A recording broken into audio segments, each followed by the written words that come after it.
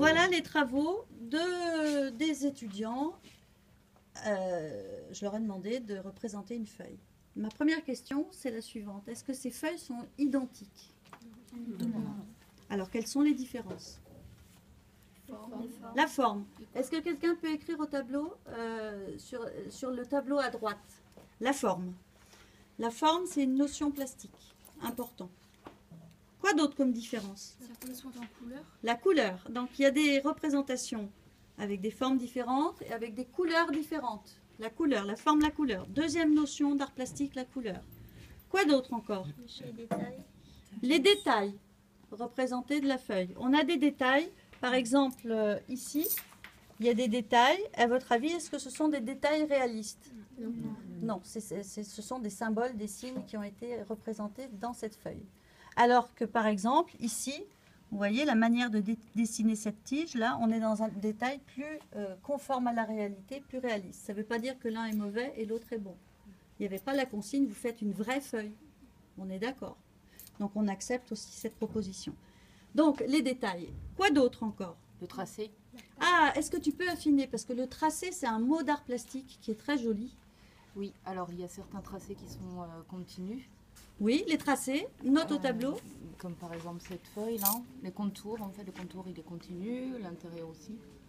Et puis il y a certains tracés, alors je ne sais pas comment on dit, qui ne sont pas continus. Celui-là. Celui-là? Oui. Celui-là? Lequel? Est-ce que tu peux te déplacer? Viens te déplacer. Celui-ci. Et puis le tour, non? D'accord.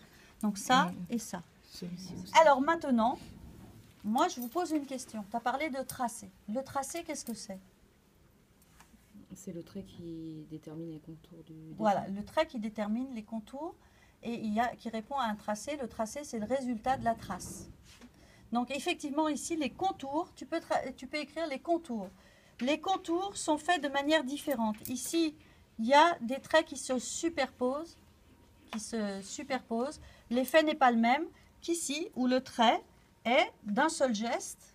Il fait d'un seul trait le contour, avec un trait continu, le contour de la forme. Donc effectivement, cette feuille ici ne donne pas la même impression que celle-ci. Celle-ci. Le contour, il est comment? Il est discontinu. Et quel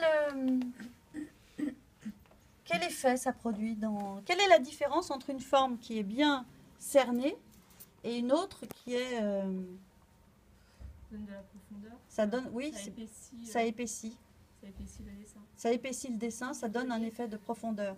Maintenant, je rebondis sur les... Oui, il y a quelqu'un qui voulait dire quelque chose. Il y a une dynamique. Bien le trait, oui. C'est-à-dire que là, dans une feuille, par exemple, comme celle-ci, la dynamique n'est pas la même que celle-ci. L'action n'est pas la même. Là, ce sont des petits coups de traits vifs pour arriver à cette forme. Alors qu'ici, dans cette feuille, on a l'art de la courbe, de l'arabesque. Vous voyez? Donc, c'est pas la même valeur au niveau du dessin. Attention, quand je dis valeur, c'est la même expression. C'est pas une idée de bon ou de mauvais. Parce que toutes les propositions sont intéressantes. On avait parlé de profondeur. Moi, ce que je voudrais, c'est que vous examiniez la profondeur de celle-ci et la profondeur de celle-là. Quelles sont les différences? Il y en a une, elle est évidente. Relief. Voilà, tu as dit le mot juste. Tu peux écrire profondeur, relief. Celle-ci, elle est en relief.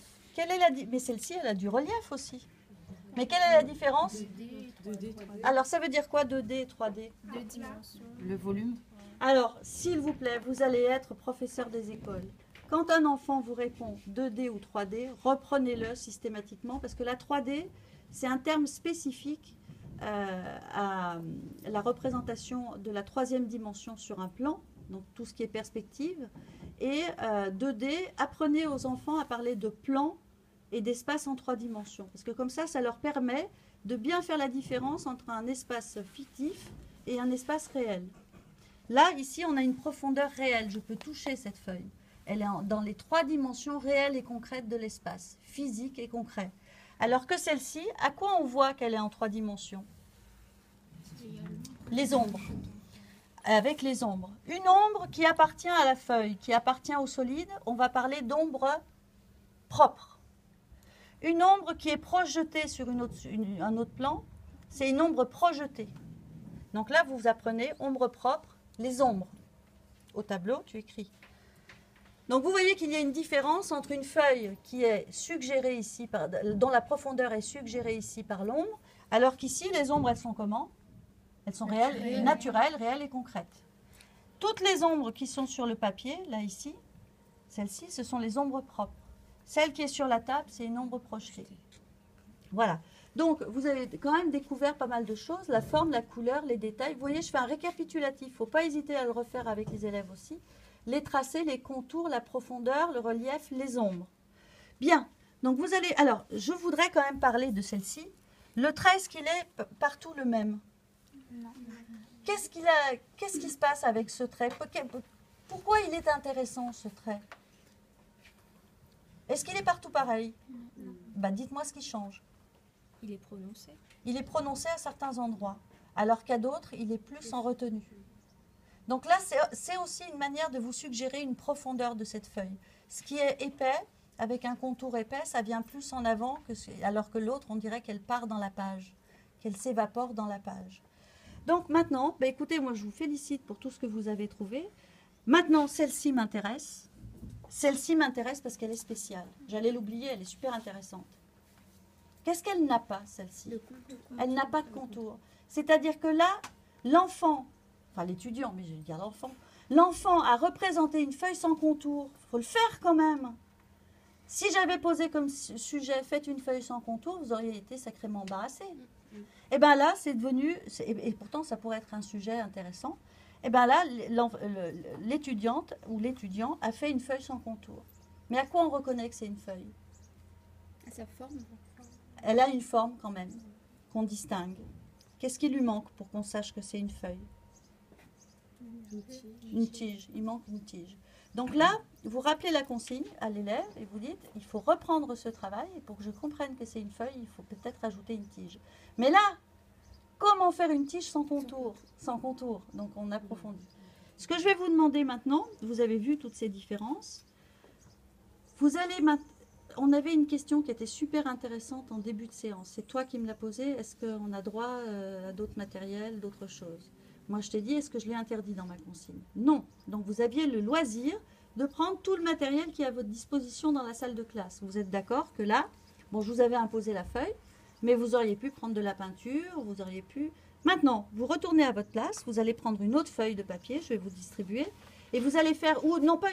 Vous choisissez votre support, pardon, j'allais trop loin. Choisissez votre support, vous allez fabriquer une feuille carrément différente de celle-ci, de celle que vous avez faite. Mais carrément à l'opposé, différente, le maximum de différence. Vous pouvez vous aider de ce qui a été écrit au tableau.